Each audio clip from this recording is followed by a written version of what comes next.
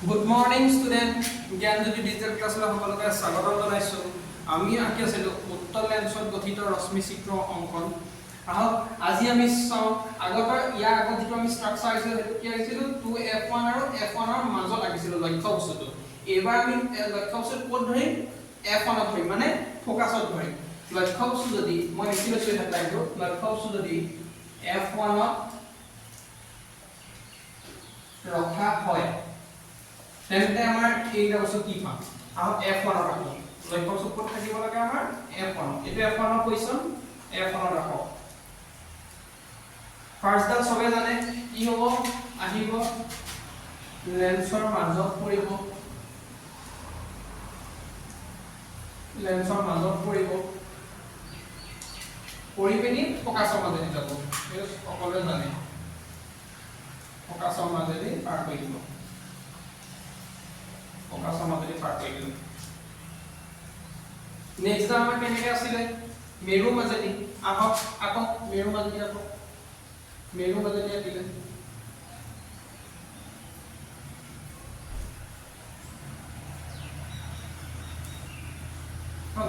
মেৰু মাজেদি আঁকিলো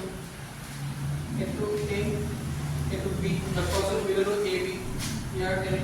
এনেকে যাব ঠিক আছে ইয়াত সব ইয়াৰ এটা কথা আছে কি আমাৰ প্ৰতিবিম্বটো ক'ত গঠন হ'ব প্ৰতিবিম্বটো সব একেলগে কাটপা নাই কিন্তু মোৰ হয়তো মই যদি ইয়াক বহাইও ৰাখো এনেকে যদি মই বহাইও আনো ডট লাইনত যদি ডট লাইনত মই বহাই লৈ আহো তেতিয়া মই দেখা পাম যে মোৰ এই বৰ্ডখনত কাট নাখাবগে সাধাৰণতে এনেকে যদি মই ডট লাইনত লৈ যাওঁ তেতিয়া মোৰ কি হৈছে চাপ গৈছে কিন্তু মোৰ কাট খোৱা নাই তাৰমানে মই কি গম পাম মোৰ বহুত দূৰত ওলাব মানে এই বৰ্ডখনটো নোলাই এই বৰ্ডখনৰ পৰা বাহিৰত ওৱালখন আছে ওৱালৰ ইমানটো নোলাই তাৰমানে মোক ক'ত ল'ব বহুত দূৰত ওলাবগে তাৰমানে কি হ'ব লক্ষ্য বস্তুটো মোৰ 2f টোৰ বাহিৰতে ওলাব কিন্তু অতিশয় ডাঙৰ ওলাব এইটো মানে যিমান দূৰে গৈ থাকিব সিমানে তাৰ সাইজটো কি হ'ব ডাঙৰ হৈ গৈ থাকিব গতিকে এতিয়া আমি এটা লিখিব পাৰোঁ না প্ৰতিবিম্ব স্থানটো কি বুলি লিখিব পাৰোঁ প্ৰতিবিম্ব স্থানটো কি বুলি লিখিম এটা বাহিৰত ওলালে কি বুলি লিখিম অসীমত যিটো আমাৰ কুৱেশ্যন ইয়াত নাই হেনে প্ৰতিবিম্ব স্থান অসীমত গঠন হ'ব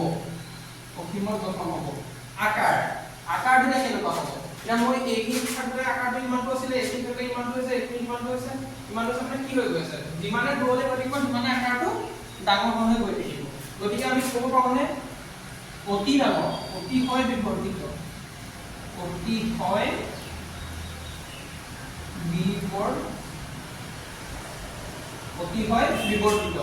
গতিকে আৰু বাকি আমি প্ৰকৃতিত দেখা পাইছে হট আৰু উল্টা হ'ব কিন্তু হতে হ'ব কাৰণ এটা আমি সিধাই বনাম হট হ'ব আৰু মানে তলফালকে মুভ হৈ থাকিব উল্টা হ'ব গতিকে ধন্যবাদ আঁকিবলগীয়া আজি ৰশ্মি চিত্ৰ এইটোৱে আছিলে আমাৰ আপোনালোকে ভালকৈ প্ৰেক্টিছ কৰিব এইখিনিৰ ওপৰত চাব অলপ ভালকৈ প্ৰেক্টিছ কৰিব ধুনীয়াকৈ আঁকিব পাৰিব একো প্ৰব্লেম নাই ধন্যবাদ